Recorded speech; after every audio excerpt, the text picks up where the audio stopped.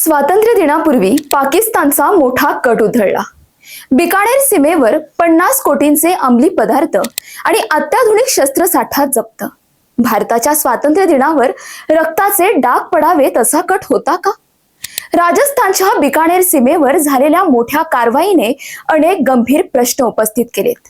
भारतीय सुरक्षा दलांच्या सतर्कतेमुळे एक मोठा कट उधळला गेलाय।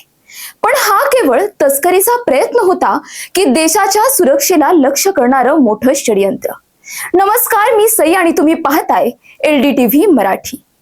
भारताच्या स्वातंत्र्य दिनाच्या पार्श्वभूमीवर राजस्थानमधील बिकानेर सीमेवर भारतीय सुरक्षा यंत्रणांनी अशी कारवाई केली आहे, ज्यामुळे संपूर्ण देशाचे लक्ष या सीमा भागाकडे वेधलं गेलंय।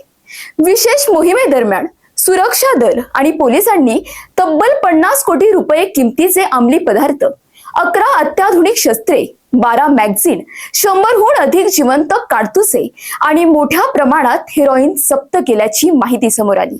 प्राथमिक माहितीनुसार हा साठा पाकिस्तानच्या दिशेने भारतात पाठवण्याचा प्रयत्न होत असल्याचा संशय व्यक्त करण्यात आला आहे।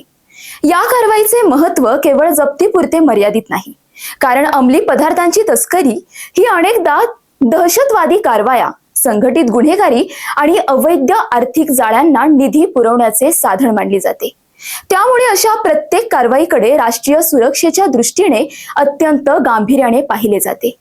स्वातंत्र्य दिनासारख्या संवेदनशील काळात अशा प्रकारचा साठा हाती लागणे सुरक्षा यंत्रणांच्या सतर्कतेचे उदाहरण ठरते। याचबरोबर सीमा विभागातील देखरेख अधिक मजबूत करण्याची गरजही अधोरेखित होते। मात्र आता सर्वात मोठा प्रश्न असा आहे, ड्रोनच्या माध्यमातून होणाऱ्या तस्करीला कायमचा आळा बसणार का? आणि आपल्या स्वातंत्र्याच्या सुरक्षेसाठी सीमा अधिक अभेद्य करण्यासाठी आणखी कोणती पावले उचलली जाणार? या बाबतीत तुम्हाला नेमकं काय वाटतं? कमेंट करून नक्की कळवा।